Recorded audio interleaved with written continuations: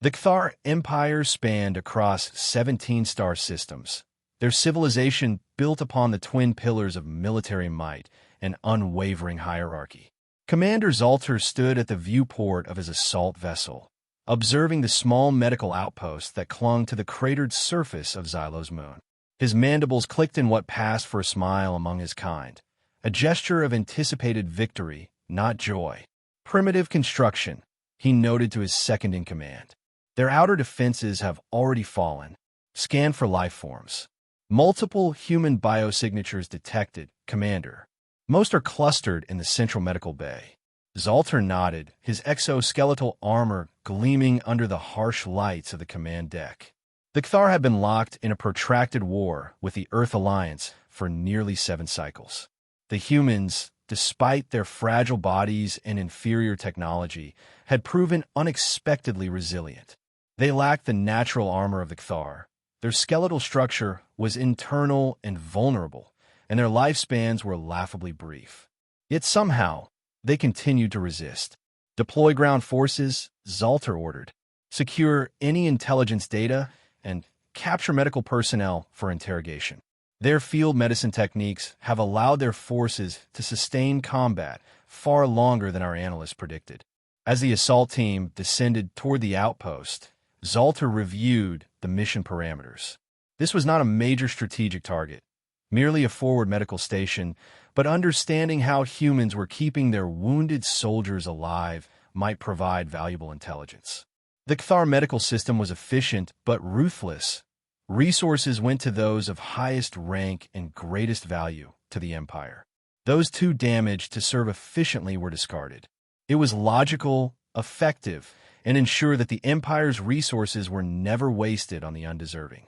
The humans, inexplicably, seemed to value all their soldiers equally. It was inefficient and made no strategic sense, yet it somehow yielded results. The landing craft touched down amid the wreckage of the outpost's defensive perimeter. Zalter led his team through the breached airlock, stepping over the bodies of human security personnel. The interior showed signs of hasty evacuation, abandoned equipment, scattered supplies, blood smears on sterile white surfaces. Central Medical Bay is 30 meters ahead, reported his tactical officer. As they approached, the sounds of activity became audible. Voices, the beep of medical equipment, the hiss of pressurized systems. The humans had not yet fled. Perfect. Zalter gave a signal, and his team breached the medical bay doors with practiced precision, weapons raised and targeting systems active. What greeted them was not the panicked surrender he had anticipated. In the center of the room, a human female in blood-stained medical garb was bent over an operating table. On the table lay the massive form of a Cathar soldier, chest cavity exposed, internal organs visible. The human's gloved hands moved with deliberate precision inside the Cathar's body. Stand down and surrender immediately, Zalter commanded, his translator converting his clicks and trills into the harsh sounds of human speech. The female didn't even look up from her work. I can't stop now. He'll die if I do. You'll have to wait 5 minutes. Zalter was momentarily stunned by her audacity. You are addressing a commander of the Cathar Empire. You will comply immediately. The human finally glanced up, her face splattered with dark Cathar blood, eyes calm behind protective goggles. And you're interrupting a thoracic reconstruction of one of your own soldiers. His transport crashed during your assault. 3 minutes now, unless you keep distracting me. Zalter approached, weapons still raised, and observed the procedure. The Cathar on the table was indeed one of their own, a mid-rank soldier, according to his carapace markings. His chest had been crushed, likely in a crash, as the human claimed. By all rights, such an injured soldier would have been euthanized on a Cathar medical ship.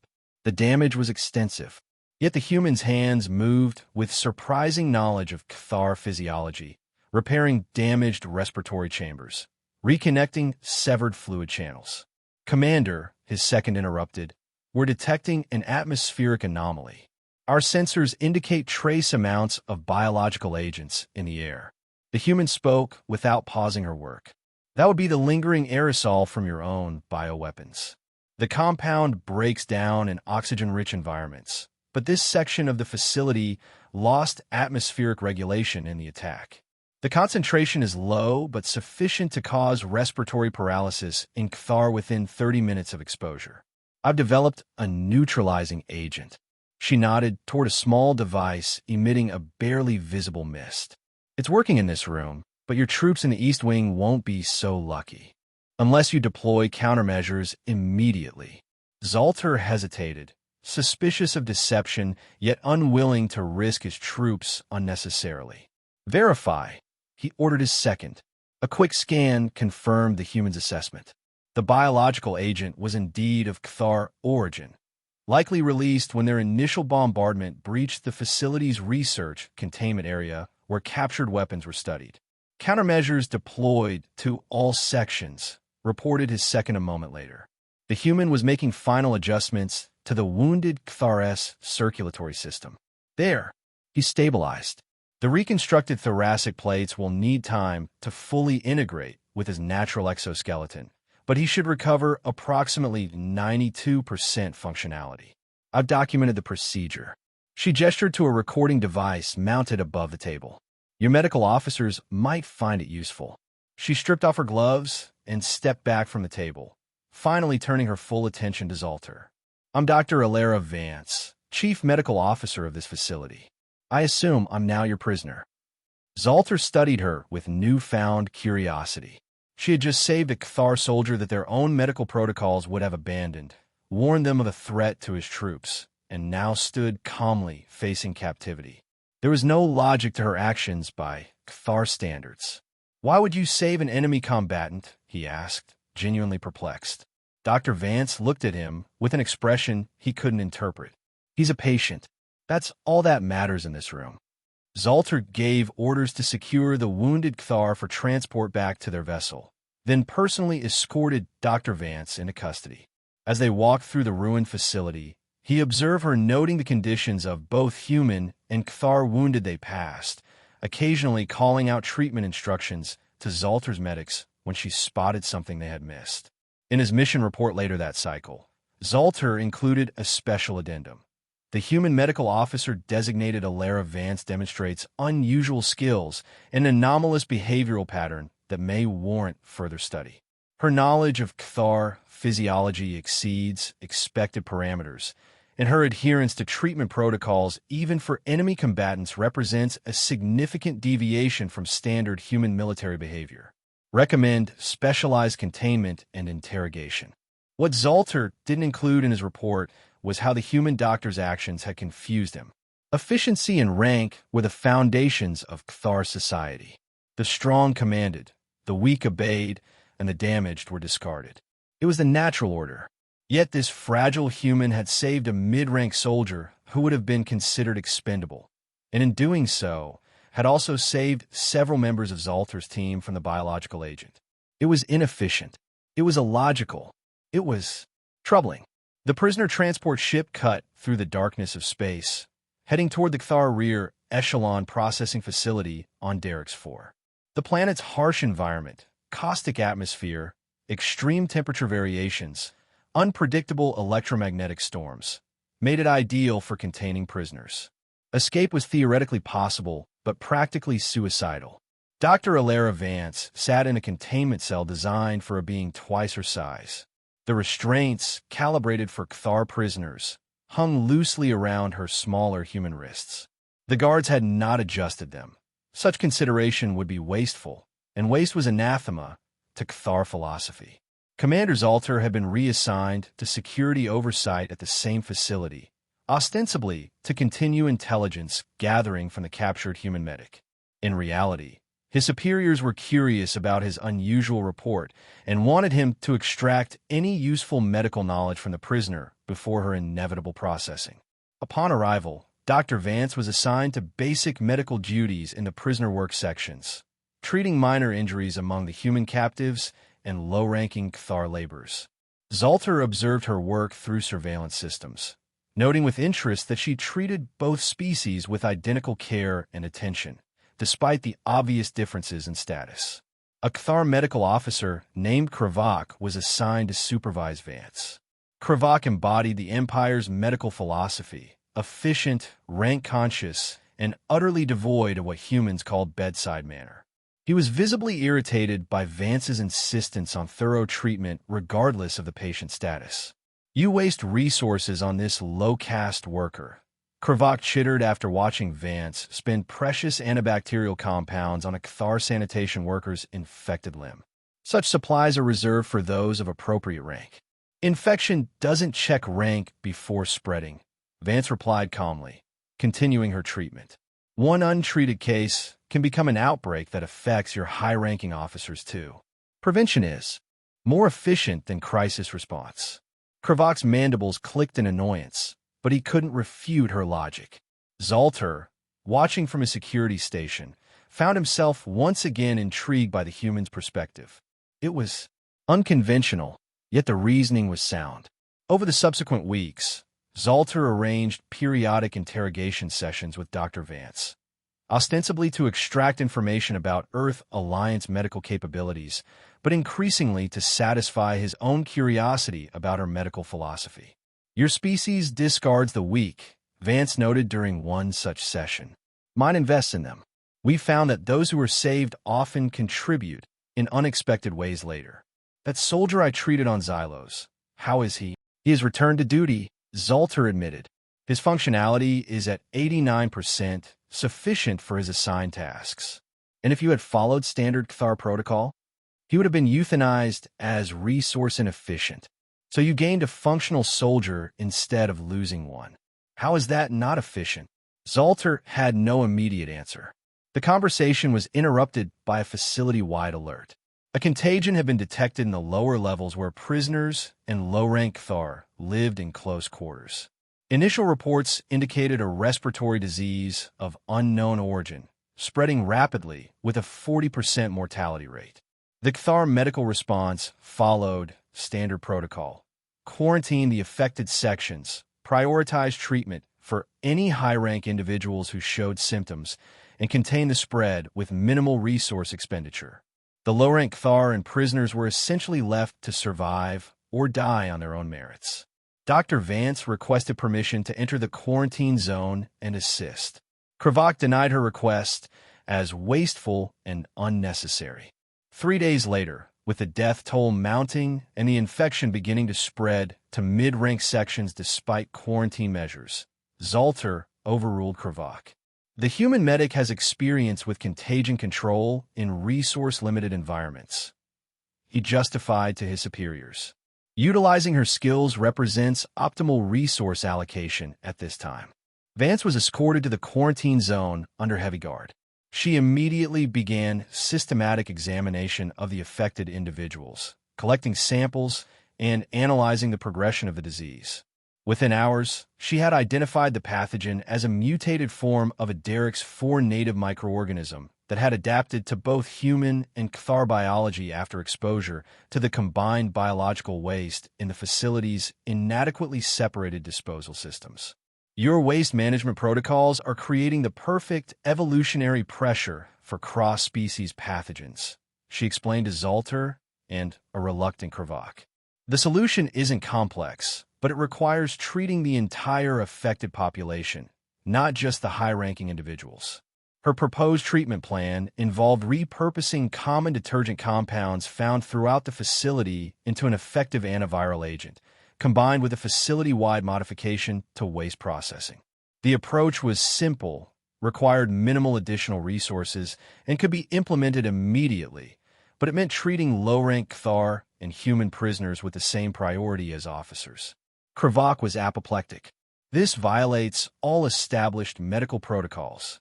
Resources must be allocated by rank and value to the Empire. Your established protocols are what created this situation," Vance countered. "The pathogen doesn't recognize rank. Either everyone receives treatment, or the infection will continue to evolve and spread." After hours of debate, and with the infection now detected in the officers' quarters, Zalter made his decision. "Implement the human's protocol," he ordered. Under Vance's direction, a treatment program was rapidly deployed throughout the facility. Low-rank Cathar workers and human prisoners were organized into treatment teams, administering the repurposed compounds and implementing the necessary sanitation changes. Within days, the infection rate began to decline. Within 2 weeks, the outbreak was fully contained. The results were undeniable. Not only had the contagion been defeated, but it had been done with minimal resource expenditure compared to traditional Cthar methods. Numerous lives have been saved, including many low-rank Cthar who would have been considered acceptable losses under normal protocols. The success earned Dr. Vance a measure of respect among certain segments of the facility population, particularly the medical staff who had witnessed the effectiveness of her methods firsthand. More concerning to the Cthar command structure, it had created a level of gratitude among the lower ranks that manifested in small but noticeable changes in behavior. Injured workers began seeking out the human doctor specifically, bypassing the official Cthar medical channels. Zolter, required to report on the situation, found himself increasingly conflicted. The human's methods had been effective, objectively more efficient than Cthar protocols in this instance. Yet they undermined the fundamental principles of the hierarchy that was central to Cthar society. In his report, he acknowledged the tactical success while emphasizing the need for continued close supervision of the prisoner. What he didn't report was his growing fascination with Dr. Vance's philosophy and his private doubts about certain aspects of Cthar medical doctrine. Such thoughts, if detected, would warrant immediate psychological reconditioning. Yet he couldn't dismiss them entirely. Efficiency was the highest virtue in Cthar culture. What if the human's approach was, in certain contexts, more efficient than their own? The thought was as tantalizing as it was dangerous. In the months that followed the contagion incident, Dr. Alara Vance's role in the Derrick's 4 facility underwent a subtle but significant transformation. While still technically a prisoner, she was granted increased access to Cthar medical databases and permitted to consult on difficult cases under strict supervision. Her influence began to manifest in unexpected ways. The Cthar medical staff, initially resistant to her methods, gradually incorporated elements of her approach into their own practices, particularly in post-surgical care and preventative medicine, concepts that have been considered unnecessarily resource-intensive in Cthar medical tradition. More significantly, Vance established relationships with her patients regardless of their species or rank. She listened to their concerns, explained treatments, and followed up on their recovery, behaviors that were alien to Cthar medical practice, which treated patients as mere biological systems to be repaired or discarded based on efficiency calculations. Lower-ranking Cthar, accustomed to being processed rather than treated, began to exhibit increased recovery rates and faster returns to duty. This empirical improvement in outcomes was difficult for even the most traditional Cthar administrators to dismiss. During her rounds, Vance would often share stories from Earth's medical history, speaking of ancient healers who treated all patients equally regardless of status, of medical breakthroughs made by those who questioned established practices, and of ethical principles that placed the value of life above all other considerations. In our history, she told a group of Cthar medical assistants while demonstrating a wound closure technique, medicine was once heavily influenced by social hierarchy. The wealthy received care, the poor suffered and died. Over centuries, we learned that this approach not only violated our evolving ethical standards, but was also pragmatically flawed. Diseases that festered in neglected populations eventually spread to the privileged. Talents and contributions were lost when people died of treatable conditions. Universal care became not just a moral imperative, but a practical one. She was careful never to directly criticize Cthar practices, yet the parallels were impossible to miss. Quietly, she began training both human prisoners and sympathetic Cthar in basic medical techniques, creating an unofficial network of healthcare providers who could treat minor conditions without requiring official medical attention, a system that benefited the lower ranks who might otherwise be denied care for efficiency reasons. Commander Zolter, tasked with monitoring this unusual prisoner, found himself increasingly drawn into her orbit.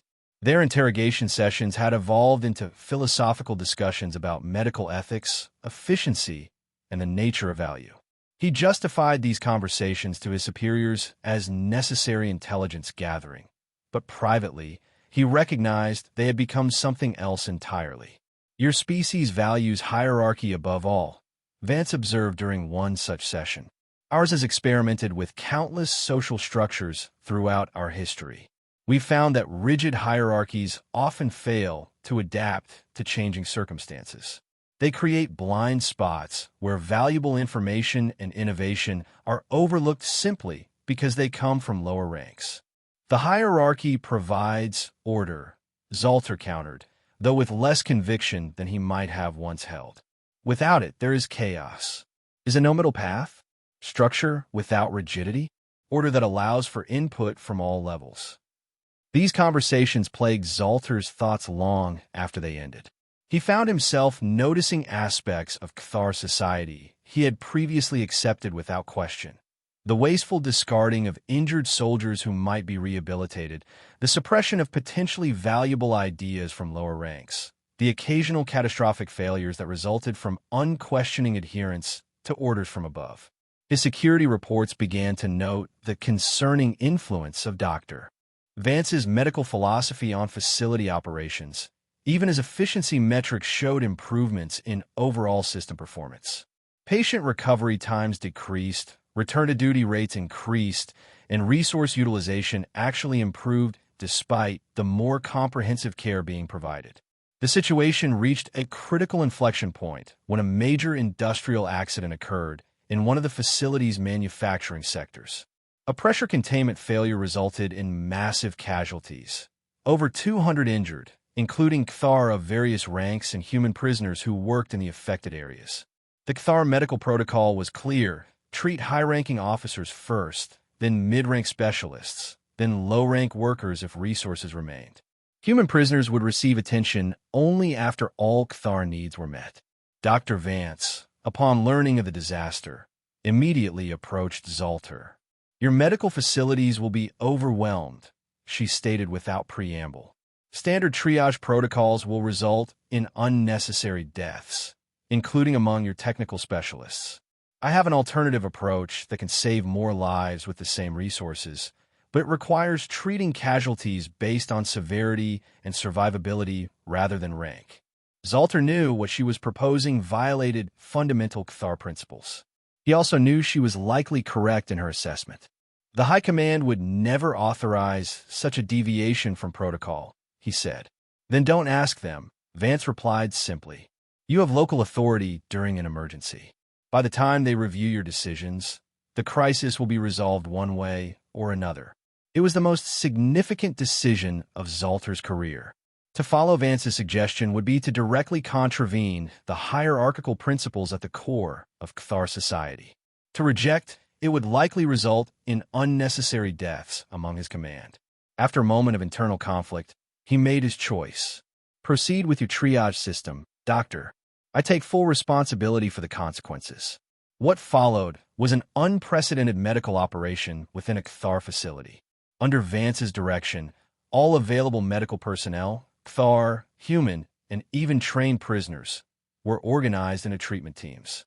Casualties were categorized by injury severity and treatment urgency rather than rank or species. Resources were allocated based on medical need rather than status. The results were remarkable.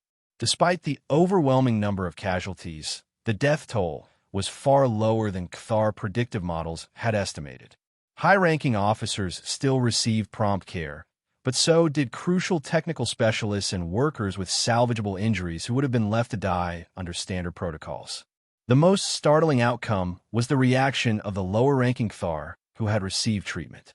Accustomed to being considered expendable, many experienced for the first time the concept that their lives had inherent value beyond their immediate utility to the Empire. It sparked something previously unseen in Cthar society, gratitude that transcended the bounds of hierarchical obligation. When the crisis had passed and the inevitable review began, Zalter faced serious questions from his superiors. The success of the operation was undeniable, but the methodology represented a dangerous deviation from Cthar doctrine. More concerning to the High Command was the effect on the lower ranks.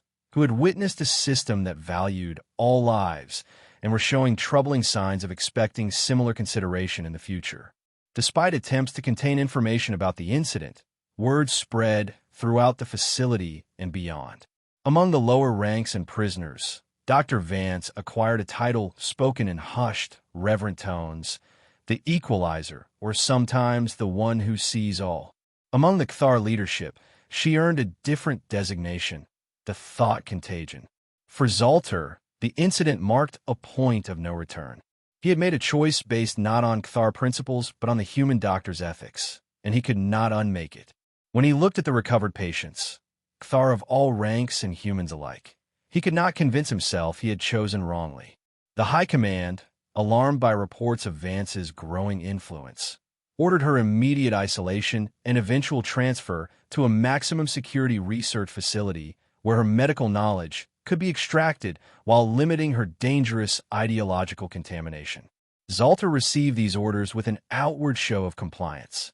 Internally, he had reached a decision that would have been unthinkable months earlier. He would warn her.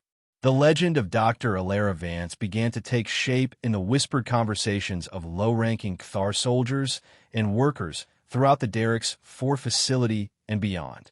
Stories spread of the human healer who treated all beings as worthy of care, who challenged the rigid hierarchy that had defined Cthar society for millennia, who saved lives that their own system would have discarded. Different versions of her name emerged in various Cthar dialect groups. Some called her the Quiet Healer, others the Undiscriminating Hand.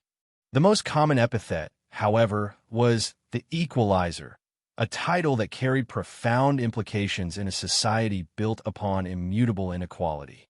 High Command was not blind to these developments. The influence of a single human prisoner should have been negligible, yet somehow this medic had infected their ranks with dangerous ideas about equality and the inherent value of all life.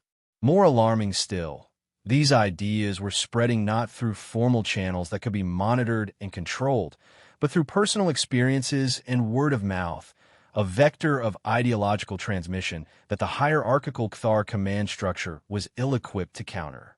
In response, they implemented a multi-pronged strategy. Dr. Vance was physically isolated, her contact with both prisoners and Cthar personnel severely restricted. A counter-narrative was disseminated, attributing the success of her medical interventions to efficient resource allocation rather than her egalitarian philosophy. Her motives were questioned, with official communications suggesting she was implementing a subtle form of Earth Alliance psychological warfare. These efforts might have succeeded had they been implemented earlier, but the seeds of change had already taken root. Small acts of deviation from standard protocols began to appear throughout the medical system. Cthar doctors quietly implementing Vance's techniques, medics allocating resources to lower-ranking patients when they could do so unobserved, injured workers sharing medication with one another in violation of strict distribution protocols. More concerning to High Command were the questions that began to emerge during briefings and planning sessions. Junior officers would occasionally ask why certain protocols existed or suggest alternatives based on Dr. Vance's methods. Such questions would have been unthinkable before her arrival. Commander Zalter found himself in an increasingly untenable position. His initial fascination with Vance's philosophy had evolved into something more profound, a fundamental questioning of the principles upon which his entire society was built. He had witnessed firsthand the efficacy of her approach, not just in medical outcomes, but in the morale and loyalty it engendered. Yet to acknowledge such thoughts would mean the end of his career at best, and at worst, neurological reconditioning to eliminate the ideological contamination. When the orders came to prepare Vance for transfer to the high-security research facility, Zalter knew the time for indecision had passed. The facility she was bound for was notorious even among Cthar, a place where useful information was extracted from subjects regardless of the cost to their physical or mental integrity. Under the pretext of a final interrogation session, Zalter met with Dr. Vance in her isolation cell. "They're transferring you in 2 cycles," he informed her without preamble, "to the Nexus facility. Vance's expression revealed she understood the implications.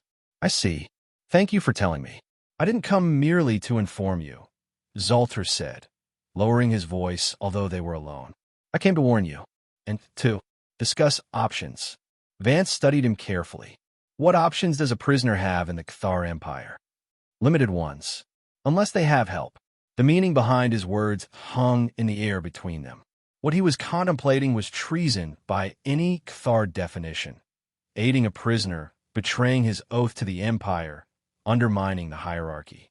Yet he could not escape the conclusion that the hierarchy itself might be flawed in ways he had never permitted himself to consider before meeting this human. Why would you help me? Vance asked quietly. Because you helped everyone, Zolter replied. Without discrimination, without calculation of their value to your objectives. It was illuminating. Before they could discuss further, Zolter's communication device activated. An urgent message from High Command. Intelligence had uncovered plans for a new weapon to be deployed against a contested world. The weapon, a neurological agent that would cause paralysis and slow death, would be deployed in an area containing both Earth Alliance forces and civilian populations, including Cathar lower caste workers whose lives were deemed an acceptable sacrifice for strategic advantage. Zolter's orders were to ensure all key Cathar personnel received prophylactic treatment before deployment. Implicit in these orders was the understanding that lower-rank Cathar and all humans in the target zone would be sacrificed. He shared this information with Vance, watching her face as she processed the implications. How many? She asked. Estimated. Casualties in excess of 50,000, mostly civilians and low-rank workers. Including Cathar civilians? The Empire does not recognize the concept of civilian as your species does. All Cathar serve according to their capacity. But yes, many will be non-military castes. Vance was quiet for a long moment. I took an oath as a doctor. To do no harm. To preserve life where possible. She looked up at Zolter. I assume you took oaths to your empire. I did. And now we both must decide which oaths matter more. Those to institutions or those to life itself. The decision had been forming in Zolter's mind since he'd first watched Vance save the life of a Cathar soldier that his own society would have discarded. It crystallized during the industrial accident response, when he'd seen the power of treating all lives as inherently valuable. Now, faced with the deliberate sacrifice of thousands, including his own kind, for strategic advantage, he could no longer avoid the conclusion. The weapon will be transported through this facility before deployment, he said. Security protocols are in my access range. With help from certain sympathetic personnel, it might be possible to neutralize it, or at minimum, warn the target populations. That's treason by your laws, Vance noted. Yes, Zolter agreed simply. It is. And you're willing to accept the consequences? Zolter's mandibles clicked in what had become his approximation of a human smile. You asked once if there was a middle path between hierarchy and chaos. Perhaps this is how we find out. Over the next cycle, Zolter and Vance assembled a small group of Cathar who had been influenced by the doctor's philosophy, medical staff who had worked alongside her during the contagion outbreak and industrial accident response, security personnel who had received treatment under her care when protocol would have left them to suffer, technicians who had witnessed her equal treatment of all ranks. Their plan was audacious and high-risk. Intercept the weapon during its brief stopover at the Derek's 4 facility, replace its neurological agent with a harmless substitute, and transmit warning signals to the target area encoded in a way that Earth Alliance forces would recognize, but Cathar monitoring would not immediately detect. The operation would require precise timing, intimate knowledge of Cathar security systems, and the willingness of all involved to risk execution for treason. Yet not a single member of their hastily assembled resistance hesitated when the plan was explained. On the appointed day, as the weapon transport arrived at the facility, each conspirator moved into position. Zolter used his commander's authorization to clear security checkpoints. Vance, disguised as a Cathar medical technician, possible due to her small stature compared to most humans, accompanied the inspection team responsible for confirming the weapon's biological components remained stable. The moment came when the inspection chamber was briefly cleared of all but essential personnel. Vance, working with practiced efficiency, replaced the neurological agent with the substitute while a Kthar technician looped the security footage. Simultaneously, another team member transmitted the warning signals to the target zone using a communications array normally reserved for routine atmospheric monitoring. For a brief, breathless period, it appeared they had succeeded without detection. The weapon was resealed, inspection protocols were completed, and the transport prepared for departure. Vance and Zalter were making their way back to secure areas when the facility alarms activated. Security breach detected in communication systems, announced the facility AI. Unauthorized transmission detected. Security lockdown initiated. They had been discovered. What followed was chaos, the first true test of whether the middle path Zalter had pondered could exist. Some Kthar security forces followed protocol exactly, pursuing the conspirators with lethal intent. Others, particularly those who had been treated by Vance or witnessed her work, hesitated or actively chose to look the other way. The facility dissolved into unprecedented confusion as the rigid hierarchy that had always governed Kthar behavior began to fracture. Low-ranking personnel refused orders for the first time in recorded Kthar history. Security systems were sabotaged by the very technicians tasked with maintaining them. Amidst the turmoil, Zalter and Vance made their way to the shuttle bay. Their original plan had included an escape contingency, though both had privately doubted they would survive long enough to implement it. Now, with the facility in disarray and unexpected allies emerging at every turn, the impossible seemed briefly possible. "This is more than just an escape," Vance observed as they raced through maintenance corridors. "This is the beginning of something." "Or the end," Zalter replied. Grimly, "The Empire will not tolerate this level of dissent. The response will be severe. Then we need to make sure our message spreads faster than their crackdown." They reached the shuttle bay to find a small craft already prepared for launch, with a young Kthar technician at the controls, one whose life Vance had saved during the industrial accident, against all protocol. "The navigation is set for the outer colonies," the technician informed them. "Security will be lighter there, and there are rumors of others who question the old ways." As they boarded the shuttle, facility defenses began to target the launch bay. The technician made no move to join them. "You should come with us," Vance urged. "No," the technician replied. "I am more useful here. There are others who need to learn what you have taught." His mandibles clicked in the Kthar expression that Vance had come to recognize as resolve. "Some lessons are worth dying for." The shuttle launched amid weapons fire, sustaining damage but breaking free of the facility's defensive perimeter. As they accelerated away from Derek's 4, both Zalter and Vance knew their actions had irrevocably changed their lives, and potentially the course of the Kthar Empire itself. High Command's response to the incident was swift and brutal. The Derek's 4 facility was placed under martial law. Those directly implicated in the conspiracy were publicly executed. A massive information containment protocol was implemented to prevent knowledge of the event from spreading.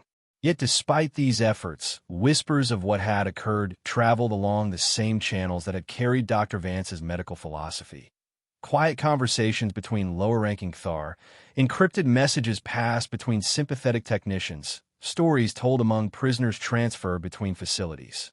The Empire's war against the Earth Alliance faltered as resources were diverted to contain the ideological contagion. For the first time in their history, the Kthar faced an enemy they could not simply outfight or outmaneuver, an idea that challenged the very foundation of their society. Dr. Alara Vance and Commander Zalter became the most wanted fugitives in Kthar space, hunted across star systems. They stayed constantly on the move, never remaining in one location long enough to be captured. Yet wherever they went, they continued their work. On remote outposts and struggling colonies, they would appear without warning to provide medical care to those the Empire had deemed unworthy of resources. They treated Kthar outcasts, human refugees, and members of other subjugated species with equal dedication.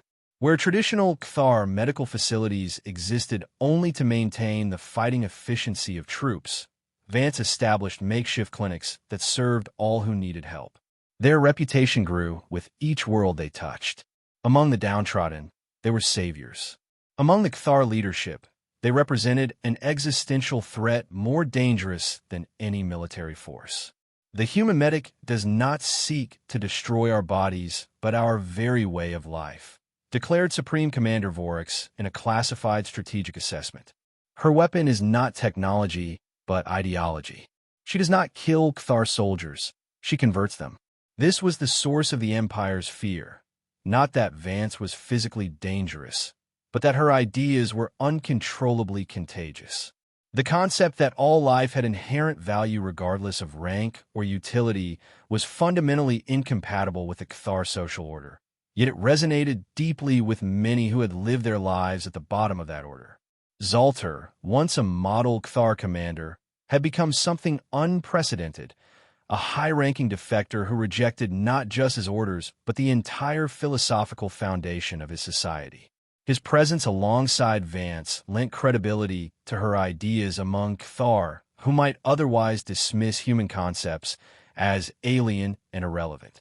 The Empire devoted enormous resources to hunting them, but traditional Cathar tactics proved ineffective. Their rigid command structure was no match for the fluid, decentralized network of supporters that emerged to protect the fugitives. Where Cathar intelligence relied on hierarchy and formal reporting, Vance and Zalter benefited from countless individual acts of assistance that never appeared in any official channel. After 3 standard cycles of pursuit across 17 star systems, the High Command implemented a new strategy. Rather than attempting to capture Vance directly, they began targeting those she had helped, destroying clinics after she departed, executing those who showed signs of adopting her philosophy. The message was clear: association with the human medic meant death. In response, Vance and Zalter became more careful, more strategic in their movements. But they did not stop. They believe they can contain ideas through fear, Vance observed as they prepared to depart. Yet another hidden location ahead of pursuing forces. It's the same mistake oppressors have made throughout human history. Zalter, who had spent countless hours learning about Earth's history during their travels, nodded in understanding. Ideas, once released, cannot be recalled or destroyed. They can only be replaced with better ideas. Or worse ones, Vance added grimly. That's why we can't stop. If we're captured or killed, the Empire will fill the void with their own narrative. Their journey took them to increasingly remote regions of Cathar space, to colonies so distant that imperial oversight was minimal and local customs had begun to diverge from central authority. On one such world, a mining colony called Krell's Deep, they found something unexpected, a Cathar community already experimenting with modified social structures, where performance rather than birth rank determined one's position. We heard stories, explained the colony's administrator, a Cathar who introduced himself simply as Mardex, without the traditional recitation of rank and lineage. At first, we thought they were just rumors, tales told by transfer workers. But then we began to see the results in other colonies that had adopted some of your methods.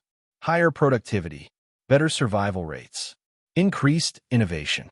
The data was compelling. You risked Empire retribution based on data? Zalter asked, surprised by such a pragmatic approach from his own kind. We're miners. Mardex clicked his mandibles in the Cathar equivalent of a shrug. We follow the vein where it leads, regardless of what the surveys predicted. Reality trumps theory.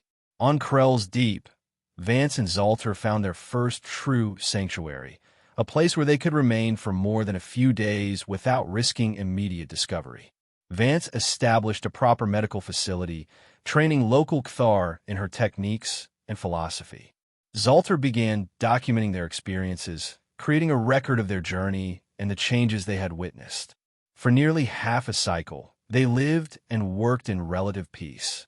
The colony flourished under their influence, with mining productivity increasing as improved medical care and more equitable resource distribution led to a healthier, more motivated workforce. Word of their success spread to neighboring colonies, who began sending representatives to learn from their example. It was during this period that Vance and Zalter's relationship evolved beyond that of unlikely allies.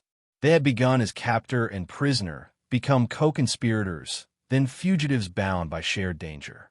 Now, in the relative stability of Krell's Deep, they discovered a deeper connection, a profound mutual respect that transcended their biological differences and cultural backgrounds. I never imagined I would find wisdom in a species we considered barely sentient, Zalter admitted one night as they observed the strange, luminescent fungi that grew in Krell's Deep's vast caverns. Yet you've shown me more truth than all my cycles of Cthar education. And I never thought I'd find compassion in a species we considered monstrous, Vance replied. We were both blind, each in our own way. Their sanctuary could not last forever. The Empire, though slowed by internal conflicts sparked by spreading ideological contamination, eventually traced their location. A battle cruiser appeared in orbit around Krell's Deep without warning, and dropships descended toward the colony before any evacuation could be organized. The response they found was not what Imperial Command had anticipated. Instead of a small pocket of resistance surrounding the fugitives, they encountered an entire colony unified in defense of its newfound way of life. Miners turned their excavation equipment into barriers and weapons. Medical staff deployed Vance's treatments to keep defenders operational despite injuries. Most surprisingly to the Imperial forces, Cthar of all ranks fought alongside one another in coordinated resistance, without the rigid chain of command that typically characterized Cthar military operations. The battle for Krell's Deep lasted 3 full cycles. The Imperial forces, despite their superior weaponry, struggled against opponents who used the complex tunnel systems to maximum advantage and who fought with the desperate determination of those defending not just their lives, but their freedom. In the end, the colony's defenders could not match the Empire's resources. As Imperial reinforcements arrived and defeat became inevitable, Vance and Zalter made the painful decision to flee rather than allow themselves to be captured. Their presence was the primary justification for the Empire's attack. Their capture would be used to delegitimize everything the colony had built. This isn't surrender, Vance told the colony's remaining leadership as they prepared a small craft for covert departure. This is tactical retreat. What you've built here, what you've proven is possible, can't be destroyed by weapons. Carry it forward in whatever way you can. Mardax, wounded but unbowed, clasped forearms with both of them in the traditional Cthar gesture of equals. The Empire may reclaim this rock, but they cannot reclaim our minds. We will remember, and we will spread what we have learned. Their escape was narrow, using mining shortcuts through a nearby asteroid field to evade Imperial pursuit. As they watched Krell's Deep recede into the distance, both felt the weight of what had been lost and what had been proven possible. They will make an example of them, Zalter said grimly. Public executions, neurological reconditioning for any they deem salvageable. And yet, they can't erase the experience, Vance replied. Those who survive will remember what it was like to live differently, to be valued as individuals rather than ranked units. That memory is more dangerous to the Empire than any weapon. The destruction of Krell's Deep marked a turning point. News of the colony's resistance spread despite Imperial information controls, becoming something between history and legend in the whispered exchanges of lower ranks. The fact that an entire Cthar colony had chosen to fight alongside a human rather than submit to Imperial authority shook the foundation of Cthar society more profoundly than any military defeat. For the High Command, the incident confirmed their worst fears. Vance's influence had progressed from individual contamination to systemic threat. They designated her the most feared healer in their internal communications, a title that acknowledged the unique nature of the danger she represented. She did not destroy Cthar bodies. She healed them while transforming Cthar minds. The war with the Earth Alliance, once the Empire's primary focus, became increasingly secondary to the internal struggle against ideological contamination. Resources that would have been deployed to frontline operations were instead diverted to information control, loyalty enforcement, and the hunt for Vance and Zalter. This shift did not go unnoticed by Earth Alliance intelligence. Reports of reduced Cthar military activity prompted investigation, and eventually, the identification of Vance as a significant factor in the changing strategic landscape. 7 cycles after her initial capture, Dr. Alara Vance, presumed dead by Earth authorities, was reclassified as active in deep cover operations with an impact assessment of strategically significant. For Vance and Zalter, the cycle following Krell's Deep was the most challenging of their journey. Imperial pursuit intensified, forcing them to change locations with increasing frequency. Traditional havens became dangerous as the Empire implemented harsh penalties for anyone suspected of aiding them. Their physical resources dwindled, and both began to show signs of the toll their fugitive existence had taken. Yet even in this period of greatest hardship, they continued their work. Their methods evolved from establishing permanent facilities to conducting brief, targeted interventions, arriving at crisis points, providing essential care and training, then departing before Imperial forces could respond. They became a medical rapid response unit operating outside all recognized authority, appearing where need was greatest and disappearing just as quickly. Their legend continued to grow. In remote outposts and frontier colonies, people spoke of them in hushed tones, the human healer who valued all life equally, and the Cthar commander who had chosen compassion over hierarchy. Among the Cthar lower ranks, stories of their exploits were exchanged like contraband, each telling adding new details until Vance was credited with near-miraculous abilities. The Empire's propaganda countered with portrayals of Vance as a manipulative terrorist using medical care as cover for sabotage, and Zalter as a neurologically compromised traitor.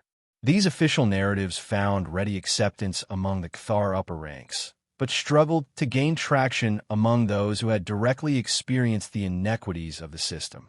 8 cycles after Vance's initial capture, the strategic situation reached a critical inflection point. The Earth Alliance, recognizing the opportunity presented by the Cthar's internal conflicts, launched a major offensive across multiple fronts. Simultaneously, several outlying Cthar colonies declared independence, refusing to send resources or troops to support the war effort. The High Command, facing unprecedented challenges on both external and internal fronts, made a fateful decision. They would deploy their most devastating weapon, a planet-killer missile carrying a genetically targeted bioagent that would destroy all human-compatible biology on 3 contested worlds while leaving Cthar and their infrastructure intact. The civilian casualties would be enormous, but the strategic advantage decisive. This information reached Vance and Zalter through their network of sympathizers within the Cthar command structure. The source, a mid-rank communications officer who had lost a limb in combat and been restored to duty through Vance's treatment methods rather than discarded as protocol would have dictated, provided not just the plans but the launch codes and deployment schedule.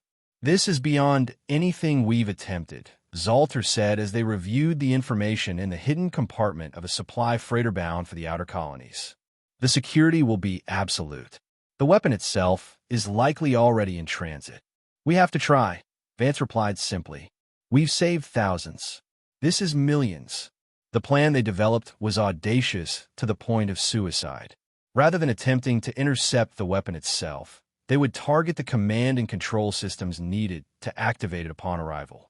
This would require infiltrating a high-security Cthar communication hub on the moon of Vexer, the primary relay point for deployment orders to the fleet. What made their plan possible was the increasing fracturing of Cthar society. Where once the hierarchy had been monolithic and unquestioning, now there were splits and uncertainties. Their network identified potential allies within the Vexer facility itself, Cthar who had been influenced by Vance's philosophy or who harbored doubts about the extreme measures being contemplated by High Command. The operation began with their most public appearance in cycles. Vance and Zalter allowed themselves to be detected approaching a Cthar outpost near Vexer, drawing pursuit forces away from their actual target. As Imperial ships converged on the false trail, a small transport carrying them and 3 allied Cthar made the short jump to Vexer, using outdated security codes provided by their network. Their arrival at the communication hub coincided with a shift change, allowing them to blend with incoming personnel. Zalter, despite years as a fugitive, could still project the unquestionable authority of a Kthar commander when necessary. They penetrated 3 security perimeters before the first alarm was raised. What followed was not the organized resistance that Imperial protocols would have predicted. Instead, the facility dissolved into confused conflict as some security personnel followed containment procedures while others actively or passively aided the intruders. The fracture lines in Kthar society, normally hidden beneath the surface of rigid hierarchy, broke open under pressure. Vance and Zalter fought their way to the central communication core, where they faced their greatest challenge, bypassing the biometric locks that protected the deployment systems. This required the voluntary cooperation of a high-ranking officer with the necessary genetic and neural patterns for authentication. They found such an officer in Commander Thrix, the facility's second-in-command, who had been privately questioning the ethics of mass bioweapon deployment since learning of the plans. "I'm sworn to the Empire," Thrix told them as alarms blared and security forces converged on their position. "But I'm also sworn to the protection of the Kthar people. This weapon may win a battle, while losing us everything that makes us worthy of survival." With Thrix's cooperation, they gained access to the deployment systems. Zalter, drawing on his command experience, created a cascade of contradictory orders that would effectively neutralize the weapon without alerting High Command to the specific nature of the sabotage. Meanwhile, Vance used the communication array to broadcast warning messages to the targeted worlds, giving civilian populations time to evacuate critical areas. Their mission accomplished, they faced the reality that escape was likely impossible. The facility was surrounded, reinforcements were incoming, and they had expended their element of surprise. "We always knew this might be a one-way operation," Vance said, checking the makeshift medical supply she had brought to treat the injuries they had sustained during the infiltration.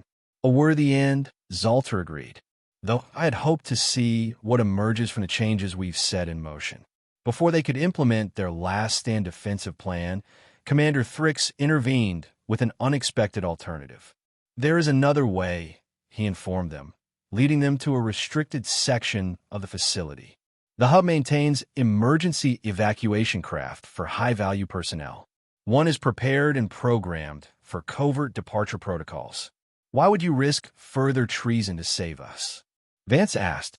Thrix's mandibles clicked in a complex pattern that conveyed both resolution and uncertainty. "Because the empire I swore to serve was supposed to represent the best path forward for our species. I am no longer convinced it does. Perhaps what comes next will be better. Someone should live to see it." The escape craft, designed for stealth rather than speed, carried them away from Vexer as Imperial forces converged on the facility. Their destination was unclear. They had exhausted most known safe havens, and their network had been severely compromised by recent Imperial counterintelligence operations. Yet as they drifted through the void between star systems, conserving power and treating their wounds, both felt a sense that their work, while far from complete, had achieved something of lasting significance.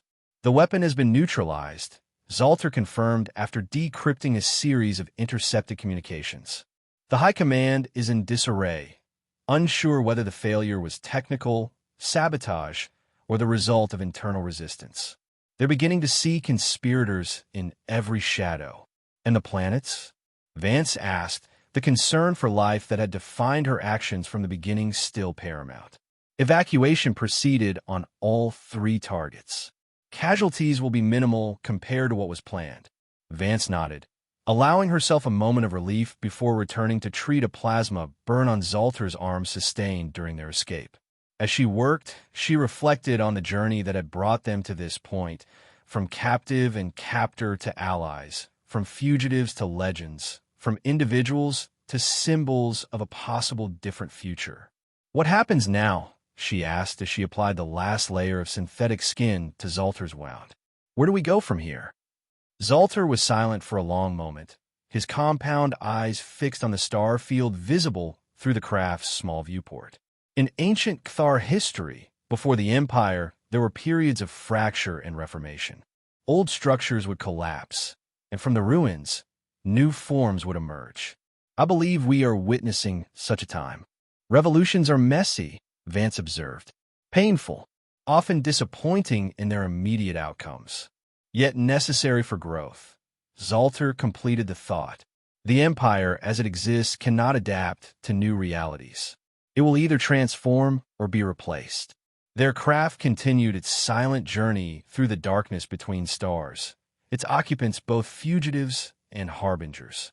Behind them, the Cathar Empire faced unprecedented internal divisions, with increasing numbers at all levels questioning the hierarchy that had defined their civilization for millennia. Ahead lay uncertainty. The possibility of capture or death remained high, and the ultimate outcome of the changes they had catalyzed was far from clear. Yet aboard that small vessel, a fundamental truth had been established that no imperial edict could erase. Cooperation between different species based on mutual respect and a recognition of all life's inherent value was not merely possible, but powerful. The human medic who had once been captured as an enemy had indeed become the most feared healer alive, not through violence or intimidation, but through the far more revolutionary act of treating every life as worthy of care. The Empire feared her precisely because she healed in ways they could not control, mending not just bodies but the broken relationships between beings. In doing so, she had planted seeds of transformation that would continue to grow long after her personal journey ended, reaching toward a future where healing extended beyond individuals to encompass entire societies. As their ship disappeared into the vastness of space, pursued by imperial forces yet protected by a growing network of allies across multiple species, the legend of Dr. Ilara Vance and Commander Zalter was already taking shape in the stories told in hidden corners of the Empire. A legend not of conquest or domination, but of healing and transformation, of the power that emerges when beings choose compassion over hierarchy and cooperation over control. In the highest chambers of Cathar Command, strategic assessments would continue to classify Vance as the most feared healer alive, a designation that acknowledged the profound threat she posed to their way of life. Yet in countless medical bays, mining colonies, and frontier outposts, she was known by different names. The Equalizer, the Undiscriminating Hand, the Healer of Minds, titles that spoke to the hope she represented rather than the fear she inspired. And perhaps that was her greatest achievement, to be feared by those who controlled the old order not for her capacity to destroy, but for her ability to create something new, something better, something healing.